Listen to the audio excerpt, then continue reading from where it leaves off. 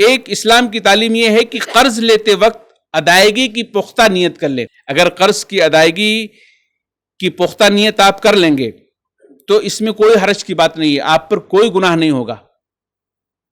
اللہ کے نبی علیہ السلام فرماتے ہیں کہ اگر کوئی شخص اس طرح سے قرضہ لیتے وقت ادائیگی کی نیت کر لے تو اللہ تعالیٰ اس کے لیے راستے کو آسان کر دیتا ہے، قرض کی ادائیگی کے راستے کو آسان کر دیتا ہے. اور قرض لینے کی جو ملامت کی گئی ہے اسلام میں، قرض لینے کو جو برا کہا گیا ہے اسلام میں، اگر کسی آدمی کی نیت پختہ ہو ادا کرنے کی تو پھر وہ ملامت زدہ نہیں ہے، وہ انسان قابل ملامت نہیں ہے بلکہ عام انسانوں کے جیسا ہے. رسول اللہ صلی اللہ علیہ وسلم فرماتے ہیں من اخذ اموال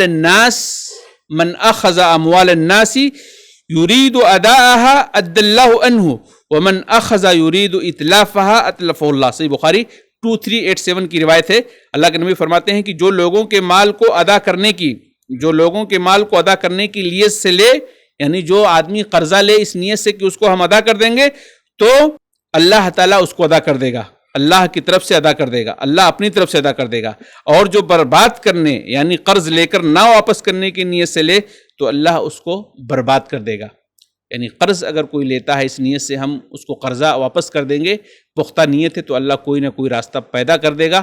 لیکن اگر کسی کی نیت میں جھول ہے، کسی کی نیت خراب ہے، بس قرضہ لے کر کے جب آئے گا تب دیں گے، کوئی فکر مندی نہیں ہے، تو پھر ایسے لوگوں کے لیے راستے بھی نہیں بنتے، ایسے لوگوں کے لیے راستے ہموار نہیں ہوتے. اور پھر آپ کو معلوم ہے کہ ایسے لوگوں کی روحیں بھی معلق رہتی ہیں، شاید آگے بات آئے.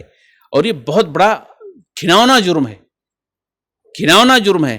کیسا جرم ہے آپ دیکھیں، صحیح مسلم کے اندر اللہ کے نبی علیہ السلام نے بیان کیا ہے، صحیح مسلم حدیث نمبر 4991 کے اندر، کہ ایک شہید جس کا بڑا مقام ہے اللہ کے نزدیک، اللہ کے نبی علیہ السلام بھی اس کی تمنا کرتے تھے، آرزو کرتے تھے کہ کاش کہ میں زندہ کیا جاؤں، پھر اللہ کے راستے میں شہید کیا جاؤں، پھر زندہ کیا جاؤں، پھر شہید کیا جاؤں، پھر زندہ کیا جاؤں، پھر شہید کیا جاؤں. کتنا بڑا مرتبہ ہے.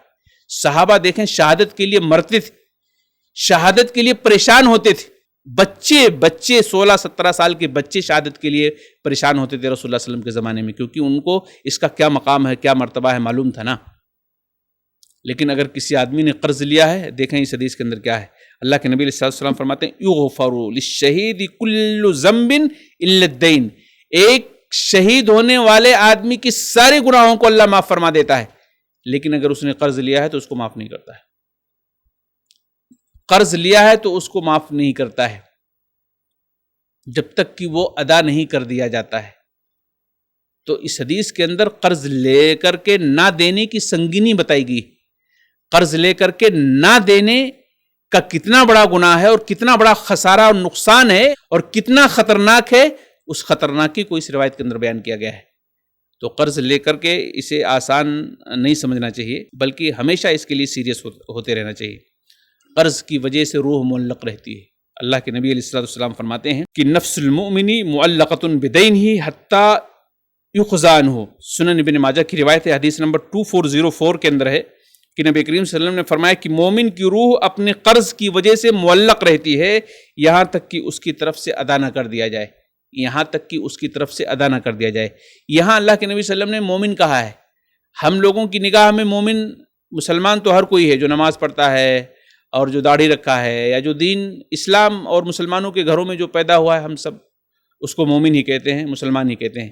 لیکن رسول اللہ صلی اللہ علیہ وسلم کے جب اشارہ کریں، رسول اللہ صلی اللہ علیہ وسلم کی جب نسبت یہ ہو کہ فلاں مومن ہے، تو اس کا مطلب یہ ہے کہ واقعی وہ 100% مومن ہو. اگر رسول صلی اللہ علیہ وسلم کسی آدمی کی طرف اشارہ کریں کہ مومن ہے تو اس کا مطلب یہ ہے کہ وہ 100% مومن ہے.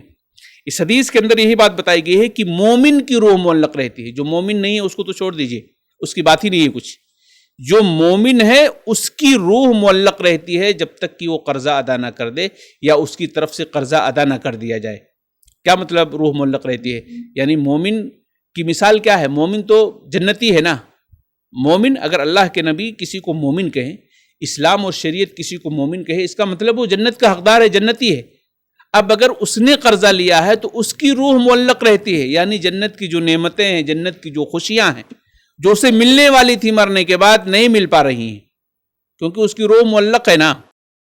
تو معلق ہے تو اس کو جنت کی نعمتیں کہاں مل پائیں گی جب تک کہ وہ روح ریلیز نہیں ہو جاتی ہے. تو آپ اس کو غور کیجیے اس روایت پر کہ قرض کتنا عجیب ہے، کتنا خطرناک ہے کہ اس سے آدمی جنت کی نعمتوں سے محروم ہو جاتا ہے۔ بتانا ہی چاہتا ہوں خلاصہ، جو آدمی قرض لیتا ہے اور قرض کی ادائیگی کا کوئی بندوبست نہیں کرتا ہے، وہ جنت کی نعمتوں سے اس وقت تک محروم رہتا ہے جب تک کہ قرض ادا نہ کر دے یا اس کی طرف سے قرض ادا نہ کر دیا جائے۔